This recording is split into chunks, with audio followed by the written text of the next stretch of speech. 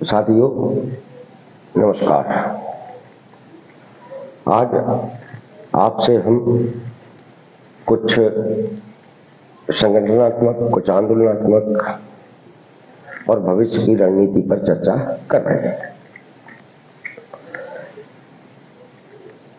निश्चित रूप से आज हम ये कह सकते हैं कि हम लोगों के 2 साल के निरंतर चले संघर्षों के कारण सरकार हर क्षेत्र में हर तरह के कर्मचारी के साथ कुछ सुधारात्मक कदम उठाने के लिए मजबूर हुई है और वो सुधारात्मक कदमों के बारे में आप सब लोगों को जानकारी भी है, सबको सब कुछ पता भी है, कोई चीज छुपी भी नहीं है।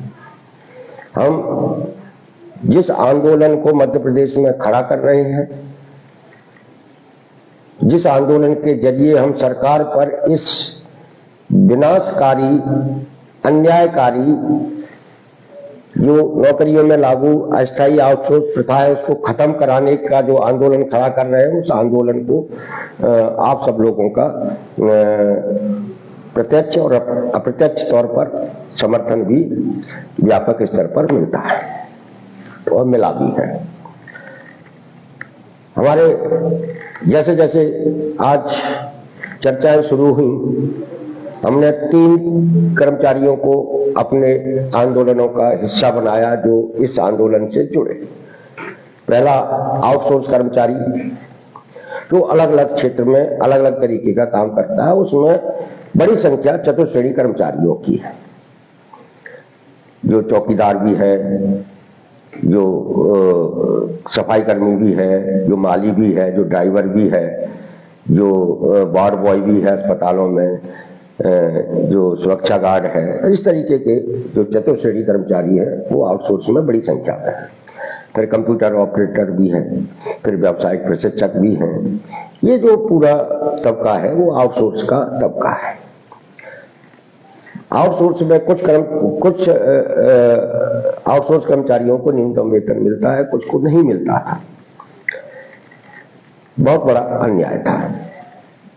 हम लोग लगातार ये सवाल उठाते रहे कि भाई ये सरकार का काम करते हैं, सरकारी दफ्तरों में काम करते हैं, सरकार को इनकी जिम्मेदारी लेनी चाहिए। और उस दिशा में लगातार निरंतर बोलते रहने का नतीजा ये हुआ कि सरकार कुछ सुधारात्मक निर्णय ले रही है, जिसमें एक पोर्टल भी बनाने की बात है, जिसमें सीधे विभाग से वेतन देने की भी चर्चा सामने आ रही है। कुछ न कुछ अंदर चल रहा है। ये सब कुछ इसलिए संभव हो पा रहा है कि हम लोग निरंतर इन मुद्दों को उठाते रहे हैं, निरंतर। अब चूंकि मध्य प्रदेश में 25 साल से एक पार्टी की सरकार है और उस सरकार का हर वर्ग में व्यापक प्रभाव है, उसके लोग काम करते हैं और इसीलिए जिस स्तर की एकता हम लोग बनाना चाहते हैं, उस एकता को बनाने में थोड़ा कठिनाइयों का सामना करना पड़ता है, थोड़ी रुकावटें भी आती हैं और तमाम तरह के भ्रम भी फैलता है, क्योंकि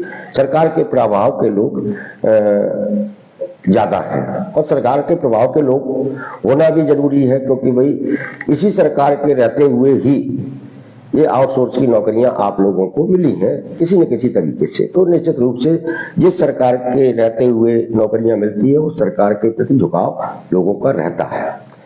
हम लोगों ने क्या किया, हम लोगों ने कहा नौकरी तो जो सरकार रहेगी, किसी की भी रहेगी, चाहे वो कांग्रेस की रहे या बीजेपी की रहे, नौकरी देना सरकार की जिम्मेदारी है, लेकिन नौकरी सुरक्षित देना भी सरकार की जिम्मेदारी है। लेकिन इस सरकार ने यही किया कि असुरक्षित नौकरियां दे दी, जिसमें आप सब लोगों का भविष्य अंधकार में हो गया। तो यही हमारी एक लड़ाई थी और इस लड़ाई को हम लोग लड़ते हुए कुछ सुधारात्मक कदम सरकार उठा रही है। उनके नतीजे आने वाले दिनों में, उनके परिणाम आने वाले दिनों में आपको मिलेंगे। दूसरा, हम ये जो अस्थायी कर्मचारी है जिनको सरकार के द्वारा ही वेतन दिया जाता है, भले ही कम दिया जाए, जिन्हें अंशकालीन अस्थायी कर्मचारी कहते हैं, जो स्कूलों में, छात्रावासों में, पंचायतों में है, चौकीदार है, पंप ऑपरेटर है, वगैरह वगैरह, इन्हें सरकार की ही तरफ से पैसा मिलता है, वेतन मिलता है। ये ठेकेदार के कर्मचारी नहीं, ये सरकार के कर्मचारी। अब सरकार इनके साथ भी अन्याय कर रही है। 5,000 तनख्वाह दे रही है, 4,000 तनख्वाह दे रही है, ये आज की बढ़ती महंगाई में कोई मायने नहीं रखती है। और इसी आंदोलन के साथ दूसरे लोग भी जुड़े, जैसे लोकल यूथ सर्वेयर जुड़े। जिन्हें सरकार 1,000 रुपए देती है, जो पटवारी के सहायक के रूप में काम करते हैं। पिछले आंदोलन में वो हमारे साथ आए, हमने उनका भी मुद्दा उठाया। जो बैंक मित्र है वो भी इस आंदोलन का हिस्सा बने, आज उनके भी लिए सरकार में हलचल है, कुछ न कुछ सुधारात्मक कदम उठा रहे हैं। तो ये जो आंदोलन के जरिए सरकार ने कुछ सुधारात्मक कदम उठाने की कोशिश तो की है, लेकिन ये हमारे आंदोलन का, हमारे संघर्ष का लक्ष्य नहीं था। हमारे संघर्ष का लक्ष्य है कि सरकार जिन लोगों से काम करा रही है, सरकारी दफ्तरों में काम करा रही है, सार्वजनिक उपक्रमों में काम करा रही है, सरकार अर्ध शासकीय कार्यालय में काम करा रही है, वहां पर ये ठेकेदार कंपनियों का होना कतई न्यायोचित नहीं है। उन्हें भगाया जाए और सीधे इन्हें विभाग के द्वारा सरकार का जो अपना वेतनमान है वो इनको दिया जाए। एक सरकारी कर्मचारी का सम्मान इनको मिलना चाहिए, ये हमारा लक्ष्य है जिसे हमें पाना है, और इसी दिशा में हम लोग आगे बढ़ रहे हैं। मैं आज ये कह सकता हूं कि देखिए, हम लोग जैसे भी है, छोटे छोटे धरने प्रदर्शन जिला स्तर पर, ब्लॉक स्तर पर, प्रदेश स्तर पर, भोपाल में आंदोलन करके हम लोगों ने एक मुद्दा बनाया है, और वो मुद्दा बना है। हमको ये बताते हुए भी खुशी होती है कि भाई अच्छा भी लगता है कि भाई ठीक है, सरकार कम से कम अधिकारी इस बात को महसूस तो करने लगे हैं कि जो है इनको कुछ न कुछ मिलना चाहिए, इनके साथ अन्याय हो रहा है। अभी परसों ही हमारे अंशकालीन कर्मचारियों के नेता भोपाल गए थे, हम लोगों ने भेजा था, हमने कहा कि ये जो 28 अप्रैल को अपन कार्यक्रम कर रहे हैं उसकी सूचना आप देके आओ। वो गए, डीपीआई में, आदि भवन में अधिकारियों से मिले, कुछ मंत्रियों से भी मिले। अधिकारियों ने उनसे बोला, स्पष्ट बोले कि शर्मा जी को बता देना कि हम लोग अंशकालीन और अस्थायी कर्मचारी जो स्कूलों, छात्रावास के, जो शिक्षा विभाग और ट्रैवल्स में काम करते हैं, उनकी जानकारी जुटा रहे हैं और कुछ बेहतर करने की कोशिश कर रहे हैं। बेहतर करेंगे, बेहतर मतलब उन्हें वो चतुर्श्रेणी कर्मचारी के पद पर वो उनका संविलियन कर सकते हैं, क्योंकि बहुत लंबे समय तक वो काम कर रहे हैं। ये बहुत अच्छी बात है। और ये संभव कैसे हुआ? हम लोगों ने डीपीआई का घेराव किया, आदि भवन का घेराव किया, लगातार धरने प्रदर्शन किए, तो ये सुधारात्मक कदम है, और जिन्हें अधिकारियों ने स्वीकार करना शुरू कर दिया कि हाँ, हम ये कर रहे हैं। हमारे पंचायतों के कर्मचारी हैं, चौकीदार हैं, पंप ऑपरेटर हैं, भ्रष्ट हैं, सफाई कर्मी हैं। हम लोगों ने जब विकास भवन का घेराव किया भोपाल में, तो खुद कमिश्नर ने कहा कि हमें तो पता ही नहीं है कि ये हमारे कर्मचारी, वो मानते ही नहीं थे हमारे कर्मचारी हैं।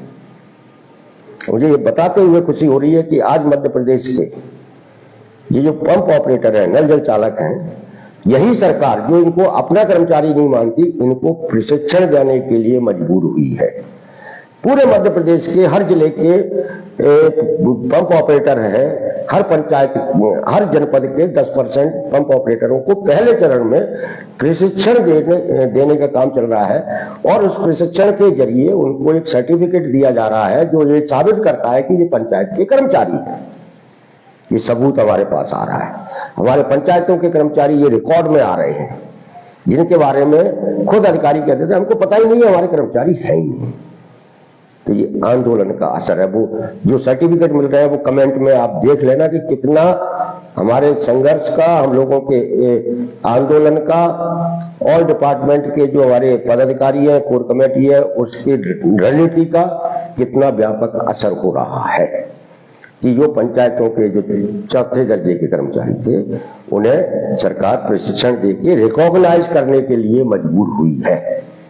अब इन्हें न्यूनतम वेतन दिलाना और न्यूनतम वेतन का संघर्ष खड़ा करना हमारे संगठन की जिम्मेदारी है, जिसे हम 28 अप्रैल को भोपाल में पूरा करेंगे, एक नए तरीके का आंदोलन करके।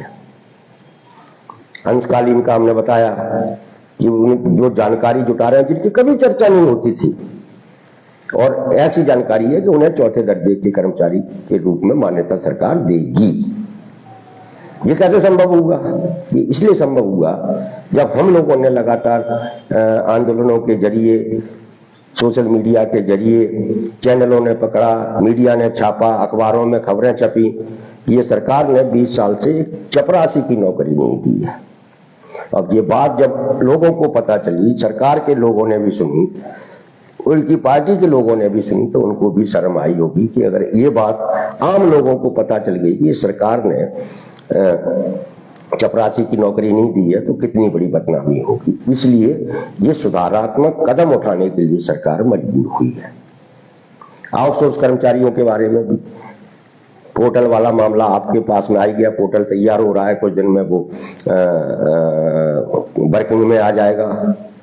अब हमको ये भी जानकारी मिली है कि आउटसोर्स कर्मचारियों को सीधे विभाग से भी वेतन मिलेगा, मतलब सीधे उनके खाते में वेतन आएगा और ठेकेदार का कमीशन उसके खाते में चला जाएगा। तो ये एक कुछ सुधारात्मक इस तरीके की प्रक्रियाएं चल रही हैं। ये क्यों चल रही हैं? ये इसलिए चल रही है कि ऑल डिपार्टमेंट आउटसोर्स अस्थायी कर्मचारी मोर्चा ने इस आंदोलन को किसी नेता के दरवाजे पर ले जाके खड़ा नहीं कर दिया था। हमने अपने अस्थायी आउटसोर्स कर्मचारियों को किसी नेता के सामने नहीं परोसा था, हमने सरकार से लड़े थे, सरकार से मांगा था। क्या मांगा था?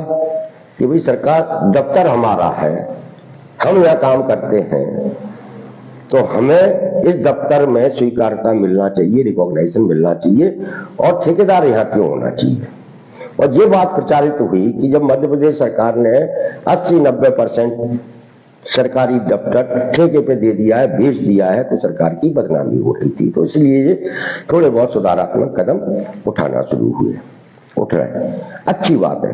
और ये तब हो रहा है जब हमने कोई बहुत बड़े बड़े आंदोलन नहीं किए, हमने बहुत छोटे छोटे आंदोलन किए, बहुत छोटे छोटे आंदोलन, लेकिन मुद्दा हमारा सही था और उस मुद्दे पर जो समर्थन मिला वो भी बहुत व्यापक था, जिसके कारण ये हलचल पैदा हुई। और हमें उम्मीद है कि हम लोग अपनी इन्हीं छोटी छोटी गतिविधियों के जरिए इस सरकार से वह सब कुछ हासिल कर लेंगे जिसे हम लोग करना चाहते हैं। अभी हम लोग विधानसभा के बजट सत्र के दौरान भोपाल में प्रदर्शन करने वाले थे, जो हमने पोस्टपोन किया था। तब ये चर्चा आई थी कि बीएमएस जो है आउटसोर्स के मुद्दे पर सरकार से बातचीत कर रही है और वो आउटसोर्स के बारे में कुछ कराने वाली है। और हमारे ऊर्जा विभाग के साथियों ने कुछ बड़े बड़े दावे भी किए थे कि 16 अप्रैल तक ऊर्जा विभाग के साथियों को संविदा में कन्वर्ट कर दिया जाएगा और उन्हें 26,000 से ज्यादा वेतन मिलने लगेगा। 16 अप्रैल आने वाली है। हम उनको पहले से बधाई देते हैं कि हमारे ऊर्जा विभाग के ही सही साथी संविदा हो जाए, ये हमारे लिए सबसे बड़ी खुशी की बात होगी। और ये पूरा चला, हमने इसलिए उस आंदोलन को पोस्टपोन भी किया था कि भाई ठीक है, कहीं से तो शुरुआत हो संविदा होने की। अभी हमारे कुछ दिन पहले उसी ऊर्जा विभाग के कुछ के साथी हैं जो आजकल बड़े उत्साहित हैं, जो नेताओं की गोद में बैठकर इस ठेके प्रथा, निजीकरण जैसी नीति को खत्म कराना चाहते हैं, या इस निजीकरण की या ठेकाकरण की नीति को खिलाफ कुछ बोलना चाहते हैं किसी की गोद में बैठकर। कितने सफल होंगे 16 तारीख तक पता चल जाएगा।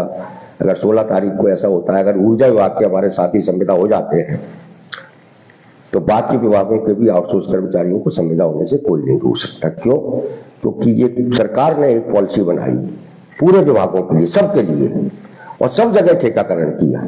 अब ठेकाकरण अगर कहीं खत्म होगा तो सब जगह खत्म होगा, चाहे वो ऊर्जा विभाग हो, चाहे वो शिक्षा विभाग हो, चाहे वल्लभ भवन हो, चाहे मंत्रालय हो, चाहे कहीं भी हो, चाहे स्वास्थ्य विभाग हो, मेडिकल कॉलेज हो, सब जगह खत्म होगा आयुष विभाग हो। और सुधार कर कहीं होंगे तो सब जगह सुधार होंगे। जैसे हमने बताया कि हम लोगों के आंदोलन के दबाव में ये दो चीजें चल रही हैं कि पोर्टल बन रहा है, एक रिकॉर्ड तैयार हो रहा है, वो रिपोर्ट ऊर्जा विभाग का भी होगा, वो मंत्रालय वल्लभ भवन का भी होगा। तो ये चीजें हो रही है। वो जो सुधारात्मक कदम जो है हम लोगों के आंदोलन के दबाव में संभव हुए और हो रहे हैं। हमको ये बताते हुए भी खुशी हो रही है कि आज जब 2, 2.5, 3 साल पहले हमने इस आंदोलनात्मक गतिविधियों की शुरुआत की थी, वो छोटे स्तर पर शुरुआत की थी। बहुत सारे लोग इसमें अरे वो तो ये है, वो तो वो है, फलाने ढिमके नहीं आते थे, और इसमें रुकावटें भी बहुत तरीके की है जिन पर चर्चा करना कोई जरूरी नहीं है। हमारे अपने बीच के लोगों ने इसमें बहुत सारी रुकावटें, व्यवधान डाले, लेकिन हम लोग चलते रहे बगैर किसी की परवाह किए बगैर चलते रहे। आज मध्य प्रदेश के हर विभाग का कर्मचारी जाग चुका है, संगठित हो रहा है, और उसका संघर्षों में विश्वास और भरोसा बढ़ रहा है। उसका ही और उसी का नतीजा है कि जो भारतीय मजदूर संघ है, जो बड़ा ट्रेड यूनियन है, जो सरकारी ट्रेड यूनियन है, सरकार के ऊपर इनका बड़ा प्रभाव है, वो भी आउटसोर्स के मुद्दे को लेके आंदोलन जैसे करने जैसी बातें करने लगी है, जो पहले कभी नहीं करती थी। इसका मतलब क्या हुआ? इसका मतलब ये हुआ कि ऑल डिपार्टमेंट अस्थायी आउटसोर्स कर्मचारी मोर्चा जिस रास्ते पर चल रहा था, उस रास्ते पर चलने के लिए हमने बहुत सारे संगठनों को मजबूर कर दिया। क्यों मजबूर हुए? उन्हें लगा कि भाई यदि हम नहीं बोलेंगे तो सारे लोग ऑल डिपार्टमेंट के पीछे खड़े हो जाएंगे, और ऑल डिपार्टमेंट के पीछे खड़े हो जाएंगे तो हमारी नेतागिरी कैसे चलेगी। तो आज सारे लोग उसी रास्ते पर चलने के लिए मजबूर हुए। ये हम लोगों की एक और सफलता है। अब चूंकि ये एक नीतिगत लड़ाई है, बहुत सारे कुछ लोग हमसे कहते हैं कि शर्मा जी तो कांग्रेसी हैं, और कांग्रेसी होने के नाते सरकार उनके हिसाब से नहीं चलेगी। ऐसा नहीं होता है। हम कांग्रेसी नहीं है, हम मजदूर कर्मचारियों के सवालों को उठाते हैं, उनका के प्रतिनिधि की हैसियत से हम बात करते हैं। और हमसे पहले इतने व्यापक स्तर पर, इतने तर्कसंगत तरीके से आपकी बात किसी नेता ने नहीं की थी, किसी भी ट्रेड यूनियन नेता ने। कुछ जो संघर्षशील ट्रेड यूनियन है वो लगातार इस मुद्दे को उठाते रहे, वो तो उठाते रहेंगे। आप साथ दो न दो तो भी उठाते हैं। आप हमारे भी संगठन का साथ नहीं दोगे तो भी हम इस मुद्दे को उठाएंगे। क्यों उठाएंगे? क्योंकि ये हमारी भी एक नागरिक होने के नाते जिम्मेदारी है कि हम जिन लोगों के साथ अन्याय हो रहा है उस अन्याय के खिलाफ बोले। ये हमारी एक नागरिक होने के नाते जिम्मेदारी है जिसे हम पूरा कर रहे हैं। और ये आप लोग अच्छी तरीके से समझते हैं कि हम लोग जब भी भोपाल में, जब भी हमने कोई आंदोलनात्मक गतिविधियां की हैं, आप लोगों की कितनी हिस्सेदारी रही है ये आप लोग खुद आत्ममंथन कर लें अपने ऊपर और तय करें कि हाँ आपकी क्या भूमिका है। लेकिन मुद्दा तो हमने आपका ही उठाया। अब रुकावटें कितनी पैदा होती हैं? हमने जब पहली बार भोपाल में 6 अगस्त को 24 में एक प्रदर्शन किया था नीलम पार्क में, तो कुछ हमारे उत्साही लोग हैं भोपाल के, उन्होंने उसको फ्लॉप करने के लिए, उस कार्यक्रम को निष्प्रभावी करने के लिए 29 जुलाई को कार्यक्रम कर लिया था। हमने नहीं रोका, अपने अच्छी बात है। हम लोगों ने पूरी तैयारी की, सब कुछ किया, बीच में उन्होंने 19 जुलाई का कर लिया। वह हमारा कार्यक्रम बहुत प्रभावशाली हुआ था, आप लोगों ने देखा होगा, उसके फोटो आज तक चलते हैं सोशल मीडिया पर। और उसके बाद से ही आउटसोर्स को मुद्दा बना मध्य प्रदेश में, उसका जो कवरेज मिला। लेकिन कुछ लोगों की आदत होती है कि भाई कोई चीज पक गई है तो अब उसमें तो उनको पकी हुई चीज अच्छी नहीं लगती है, तो उसमें व्यवधान डालने की कोशिश करते हैं। इसको बचकाना हरकतें कहते हैं। और बचकानेपन से कोई संघर्ष नहीं होता है, कोई आंदोलन खड़ा नहीं होता है और न किसी का भला होता है। इसलिए उन लोगों को अपनी बचकानी हरकतें छोड़ देना चाहिए, क्योंकि ये लाखों लाख लोगों के भविष्य का सवाल है। आज भी यही स्थिति देखने को मिल रही है कि हम लोगों के 2-3 साल के लगातार प्रयास के बाद आज जब आउटसोर्स का मुद्दा, अस्थायी कर्मचारियों का मुद्दा चर्चा के केंद्र में है, सरकारें कुछ सुधारात्मक कदम उठा रही हैं, तो फिर कुछ लोग बिलबिलाने लगे हैं, बीच में उछल कूद करने लगे हैं। हमारा यही कहना है कि आप करिए अपने अपने स्तर पर, अच्छी बात है, लेकिन ऐसे करिए जिससे कि सरकार के ऊपर ये दबाव रहे कि ये एक है, एकता के साथ चल रहे हैं। अगर हमारी एकता को कमजोर करने के संकेत अगर सरकार को मिले तो आज मैंने आपको बताया कि जो पोर्टल बन रहा है आपका, पोर्टल के जरिए आपका पैसा खाते में सीधे आएगा, सरकार को उसे रोकने में, उसे विलंब करने में कोई देरी नहीं होगी। वो तो चाहती भी है कि ये लोग विभागीय स्तर पर बटे रहें, जिससे हम उनका शोषण करते रहे। सरकार की ये सोच है। हमने क्या किया था, हमने उस विभागीय मानसिकता को तोड़ा था। हमने सबसे ये कहा था कि भाई जब तक हम अलग अलग विभागों के लोग एक साथ खड़े नहीं होंगे तब तक अपना भला नहीं हो सकता। और अलग एक साथ को कंप्यूटर ऑपरेटर अगर ये सोच रहे हो कि सिर्फ हम इकट्ठे होकर अपना भला करा लेंगे तो कभी नहीं हो सकता। जब तक वो कंप्यूटर ऑपरेटर अपने ऑफिस के ही उस आउटसोर्स कर्मचारी है, जो चौकीदार है वहां पर, जो सुरक्षा गार्ड है, जो सफाई कर्मचारी है, या दूसरे तरीके लेखापाल है, या दूसरे तरीके का काम करता है, जो ड्राइवर है, माली है, जो संख्या में तुमसे ज्यादा है, मतलब किसी दफ्तर में एक कंप्यूटर ऑपरेटर है, लेकिन दूसरे आउटसोर्स कर्मचारी 10, 15, 20 निकलेंगे।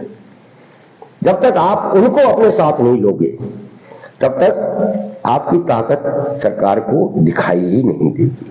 हमारे कुछ भोपाल के कंप्यूटर ऑपरेटर हैं, उनकी ये शिकायत है कि हम सबकी बात करते हैं, पंप ऑपरेटर की, चौकीदार की, सुरक्षा गार्ड की, बार बॉय की, सबकी बात करते हैं।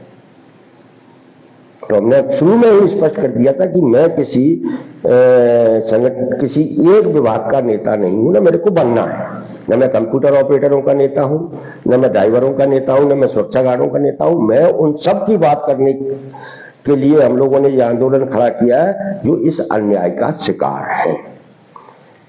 और इस समझ के साथ, इस सोच के साथ यदि आप हमारे आंदोलन से जुड़ना चाहते हैं तो जुड़िए, स्वागत है। लेकिन इस आंदोलन को ये कह के कमजोर मत कीजिए कि ये सबकी बात करते हैं। भाई सबकी बात नहीं करोगे तो आपकी बात भी नहीं सुनी जाएगी, ये सच है। हमारे लोग सब जगह लड़ रहे हैं। कौन लड़ रहा था? मेडिकल कॉलेज के हमारे जो आउटसोर्स कर्मचारी है, जो सुरक्षा गार्ड है, वार्ड बॉय है, या दूसरे ड्रेसर है, या दूसरे कर्मचारी, एजाइल जैसी ताकतवर कंपनी से सीधे संघर्ष कर रहे 1-1.5 साल से सीधे संघर्ष किया है। हर जगह, रीवा में, खंडवा में, जबलपुर में, ग्वालियर में, शिवपुरी में, सभी जगह सीधे संघर्ष किया है। अभी खबरें आ रही हैं कि और इसी संघर्ष का नतीजा है कि एजाइल जैसी कंपनी को भी एरियर और बोनस का भुगतान करना पड़ा है, हमारे लोगों के खाते में आना शुरू हो गया है। ये संघर्ष है।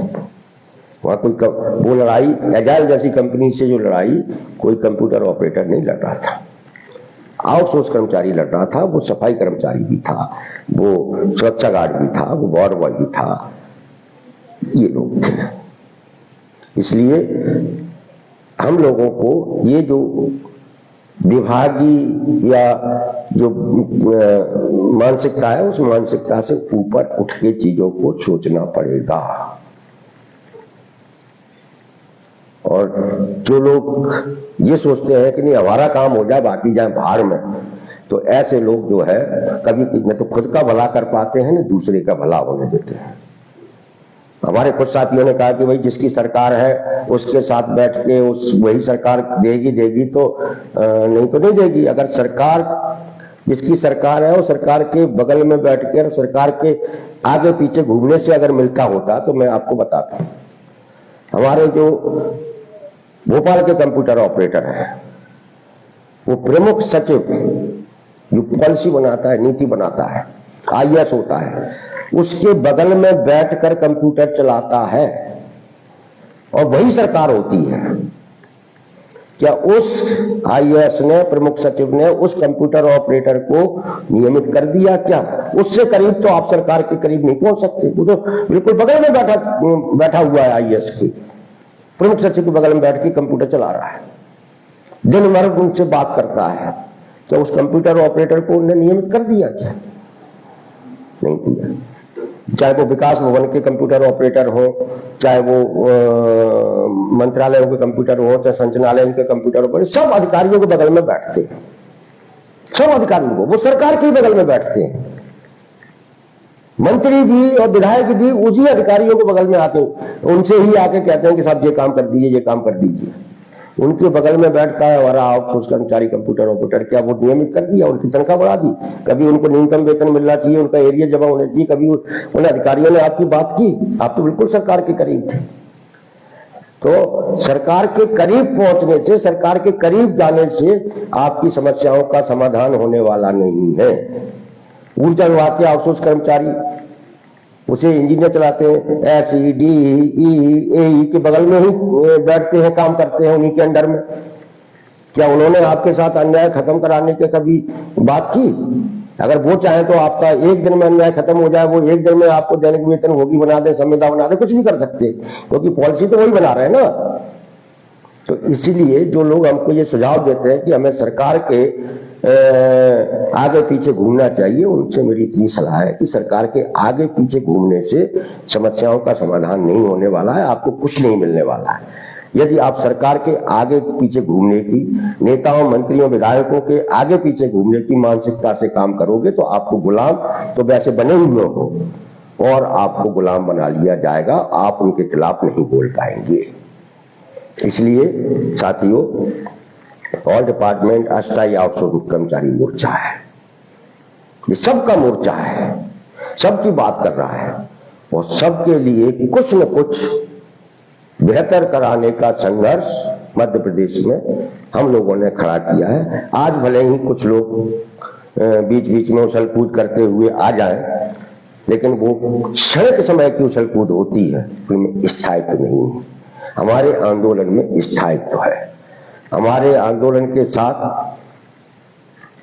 पूरे मध्य प्रदेश के अलग अलग विभागों के लोग अस्थायी आउटसोर्स कर्मचारी जुड़े हुए हैं और उनके अंदर विश्वास और भरोसा पैदा हो रहा है इस बात का कि हम इस लड़ाई को जीतेंगे। हमने ये संगठन ये आंदोलन जो खड़ा किया है वो कोई नेतागिरी के खड़ा नहीं किया है, कोई अपनी जान पहचान नेताओं से बढ़ाने के लिए नहीं किया है। हमने पूरी ईमानदारी के साथ, हमारी पूरी कोर कमेटी ने इस अन्यायकारी प्रथा को खत्म कराने के लिए खड़ा किया है और इसीलिए अब तक हुए आंदोलनों के कारण सरकार में कुछ न कुछ सुधारात्मक कदम उठाने के लिए सरकार मजबूर हुई है। आइए 28 अप्रैल को एक बार फिर भोपाल में मिलते हैं अपने भविष्य की बेहतरी के लिए। इसी के साथ आप सब लोगों से विदा लेते हैं और ये आग्रह करते हैं कि इस चर्चा को अधिक से अधिक लोगों तक पहुंचाएं, इस लाइव को शेयर करें, क्योंकि सोशल मीडिया पे हम ज्यादा कुछ नहीं जानते हैं, हम सिर्फ इसी फेसबुक पेज के जरिए ही आपसे जुड़े रहते हैं। इस चर्चा को और आगे पहुंचाने की जिम्मेदारी आपकी है। और बाकी लोग जो भ्रम पैदा करेंगे, भ्रम फैलाएंगे कि ये कर लेंगे, उनसे थोड़ा सावधान रहने की जरूरत है। ये लड़ाई सरकार की उस नीति के खिलाफ लड़ाई है जो सरकार ने पिछले 25-30 साल में बहुत प्लानिंग के साथ लागू की है और इसे हमारी और आपकी एकता ही इस लड़ाई को जीत में तब्दील कर सकती है और इस अन्यायकारी प्रथा को खत्म करा सकती है। नमस्कार, धन्यवाद।